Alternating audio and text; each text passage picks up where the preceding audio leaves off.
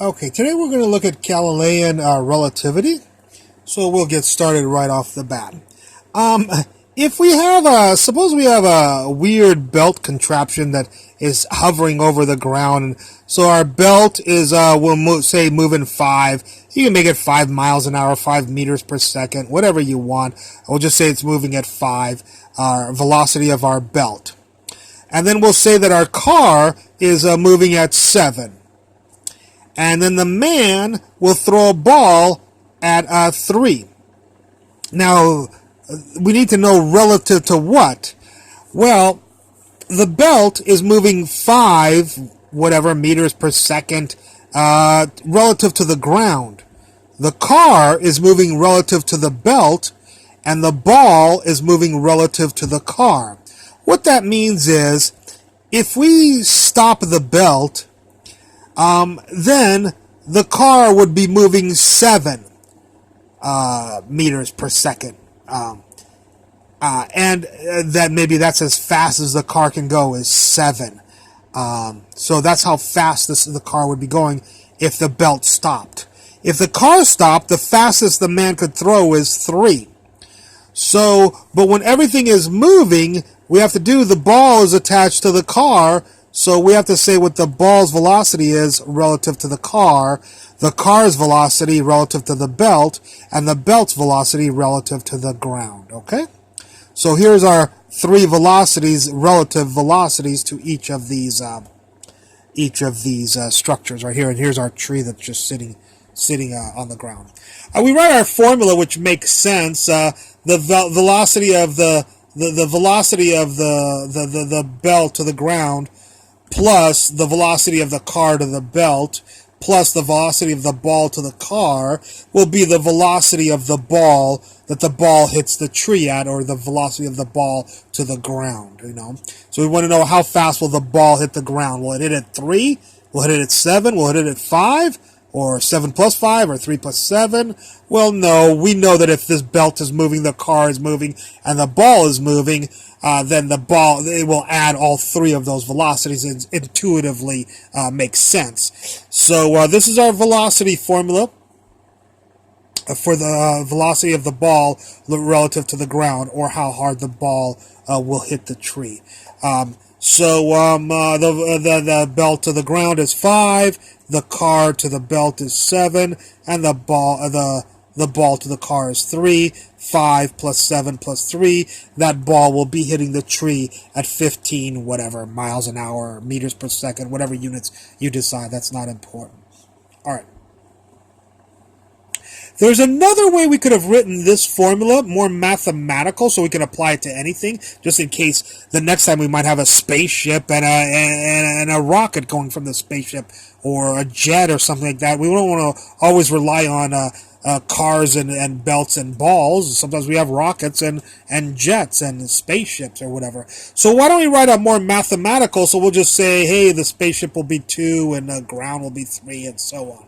So one way we could see it is that if we start this as 1, this as 2, and this is 3 in order of connection to the ground, then the velocity of the ball, 1, relative to the ground, 4, will be, again, if we associate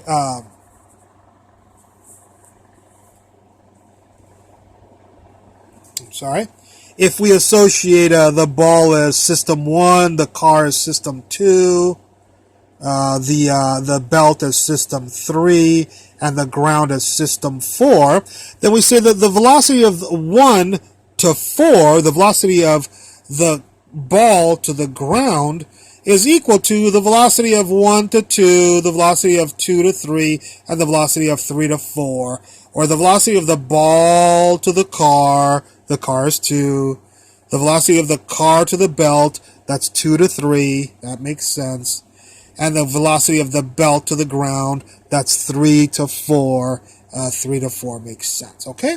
So So this is a more mathematical way to write it. So now we can apply it to jets and whatever. And also, if we write it this way, we can apply it if there's 15 different levels, because we'll just go 1 to 2, 2 to 3, 3 to 4, 4 to 5, 5 to 6, and so on, connecting everything that's connected. We'll start at one end, like the ball, and go down to the ground, you know. And so if it's 15 levels, we'll start at the ball at 15 levels of motion and go down to the ground. It'll be easy to write out the equation. Also, if we write out this equation, what's neat is if stuff is moving to the left, we'll put a negative, and if stuff is moving to the right, we'll put a positive. And who knows, if 15 levels, stuff is moving left and right, maybe this comes out to be negative. It'll tell us that, oh, the ball will actually be moving to the left. And it won't hit this tree, it'll hit a tree over here. So this is a neat way to write the formula that handles both positive and negative and multiple levels. And another way to write this, of course, is to write it as a series, because sometimes we're going to get, like I said, multiple levels, and we don't want to just go up to 3. I wrote this series for 3, of course. I'm saying the velocity from 1 to 4 equals the sum from 1 to 3 of VI sub V sub I plus 1. Now, how does that work? Well, stick in 1, 1, you get 1, and 1 plus 1 is 2, 1, 2, V1, 2, plus, stick in 2, 2, 3, so V1, 2 plus 2, 3, and then stick in 3, you get 3, 4, 3, 4, and so you'll get here, this will generate V1, 2 plus V2, 3 plus V3, 4. So this is a more compact way of writing this. You might say, I like writing this better. Well, not if this goes up to 75. You'll like writing this better because you'll just write if there's 3 terms, you'll write 3. If there's 75 terms, you just have to change this to a 75, and it'll be a lot easier to write it this way. You don't want to write 75 of these terms out. So that's why we write things in series format. Just compact way of writing it. Now, once we've done this with numbers, we can generalize the formula and say, hey, if this is I and this is J, then I will always go from 1, to, and this is 4, so this is 3, so if this is J, this must be J minus 1, and then nothing changes with this formula here, right here, all right? So this could only handle 3 levels. Well, this can handle 45,000 levels, 200 levels, 17 levels, an infinite number of levels, which we're about to see in just a couple of right now. So let's take a look. By the way, why should we discuss this? Well, let's talk about the Earth Sun system. First of all, the Earth is rotating around on its axis, and it rotates around, I think it's something like 1,000 miles an hour. If you were to go to the equator, the Earth would be going around at about 1,000 miles an hour, I believe. So first of all, anybody on the equator is relative to space is moving at 1,000 miles an hour just for the rotation. Now, when the Earth actually moves around the sun, I think it's something like 60,000 miles an hour. I'm not exactly sure, but it's a lot more than its rotational velocity. So now, if you're sitting at the sun, you're seeing a man that's rotating on the Earth at 1,000 plus. He's moving across your thing at 60,000. So we can actually add those two, just like we added these, and say he's moving at 61,000. Well, it turns out the sun is moving around the Milky Way galaxy. So the Earth is just like this ball. The levels are getting bigger and bigger. Where now, before we just had the ball in the car, was this one right here. And then we had the ball, car, and the belt. It would be 3 of them. The Earth was first, and then the Earth moving around the sun, and now the sun moving around the Milky Way galaxy. And who knows how fast the Earth is going around the sun is going around the Milky Way galaxy. Probably, if this was 60,000 miles an hour, this probably is well over probably a couple of 100,000 miles an hour that the sun is moving around the Milky Way galactic center. And then the Earth, of course, is moving that fast also. So now you got to add the 200,000 miles an hour plus the 60,000 miles an hour plus 1,000 miles an hour, just like we added these over here, and of course that doesn't end. The Milky Way is in a local group of galaxies, and they're all orbiting each other, and those are part of a cluster of galaxies and superclusters, and it can go on forever. Who knows what kind of relative velocities are going on in the universe, how fast the Earth is actually moving relative to what we could pseudo call absolute space, which doesn't exist, of course, because of special relativity. So anyways, one thing we'll notice, though, is that the velocities are getting faster and faster as they go on. So the rotation was only 1,000, the translation, the Earth going around the Sun, was like 60,000. This might be 200,000. And so all of these are getting faster and bigger. So I propose, just to show you something, this doesn't necessarily have to do with this. I just wanted to show you the type of levels that would make a series like this go to infinity. And that is that, let's make up a function here.